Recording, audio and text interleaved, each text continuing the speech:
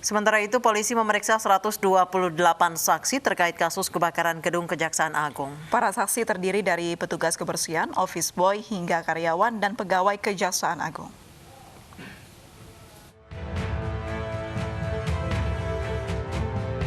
Tim gabungan Bareskrim Polri dan Polda Metro Jaya telah menyelesaikan tahapan olah tempat kejadian perkara, pemeriksaan barang bukti berupa sampel lokasi kebakaran, serta memeriksa rekaman CCTV yang masih menunggu analisa tim Pusat Laboratorium Forensik Polri. Sejauh ini kepolisian belum dapat memastikan apa penyebab utama kebakaran dan apakah ada unsur kesengajaan dalam peristiwa kebakaran kantor Kejaksaan Agung 22 Agustus silam. Jadi tim yang diketuai oleh Kabar Eskrim dengan dibantu oleh Polda Metro Jaya Jadi bahwa sampai saat ini kita sudah selesai melakukan olah TKP. Dan kita sementara ini sudah selesai juga untuk pengambilan sampel untuk barang bukti. Dan sejauh ini sampai saat ini sudah 128 saksi. Yaitu ada saksi dari cleaning service, dari office boy, dan juga ada dari karyawan kejaksaan dan atau pegawai kejaksaan. Ya tentunya ini kita masih menunggu daripada hasil laboratorium forensik (LAFOR). Kantor Kejaksaan Agung terbakar pada Sabtu 22 Agustus 2020 lalu. Api mulai berkobar pukul 19.10 waktu Indonesia Barat dan baru bisa dipadamkan 11 jam kemudian. Diketahui api berasal dari lantai 6 yang merupakan bagian kepegawaian dan meluas hingga api melalap seluruh gedung. Gedung yang terbakar merupakan kantor para pimpinan Kejaksaan Agung, termasuk Jaksa Agung ST Burhanuddin dan Wakil Jaksa Agung Setia Untung Arimuladi yang kini berkantor sementara di Badan Lembaga Pendidikan dan Pelatihan Kejaksaan Agung di Ragunan, Jakarta Selatan. Dari Jakarta, Nadia Valeri, Edmond Dantes, iNews melaporkan.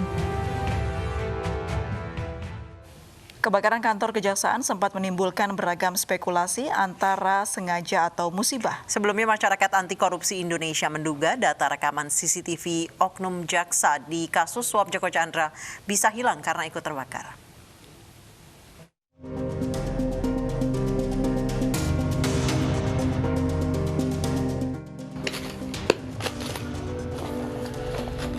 Ini ruang kerja Pak Jaksa Agung.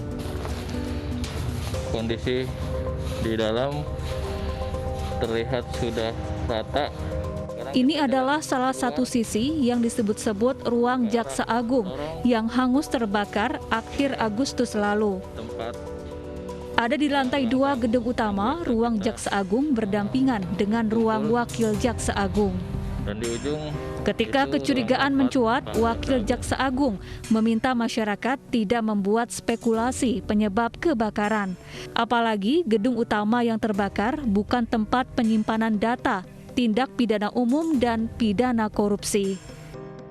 Kita tidak boleh memberikan berita yang sifatnya spekulasi, bahwa gedung itu adalah gedung utama yang bukan tempatnya penyimpanan berkas perkara.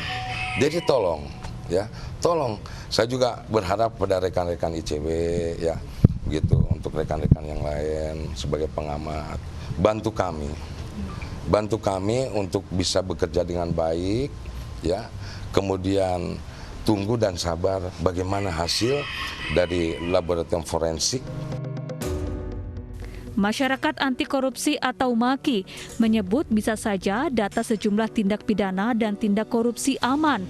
Namun kebakaran ini setidaknya membuat data sejumlah CCTV terutama di lantai 3 hilang.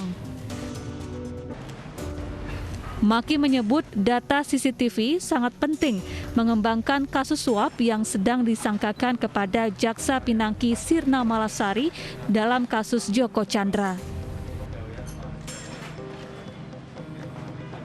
Itu setidaknya merekam kegiatan oknum Jaksa Pinangki yang sudah ditetapkan tersangka, bahwa dia ketemu orang, didatangi orang yang diduga itu titik awal untuk mengurusi Joko Chandra. orang tersebut inisialnya R dan sudah dipanggil sebagai saksi. Kebakaran gedung utama Kejaksaan Agung diduga muncul pertama kali dari lantai 6. Hari itu, 3 pekerja memasang wallpaper dan parket di aula lantai 6. Dari Jakarta, Tim Liputan iNews melaporkan.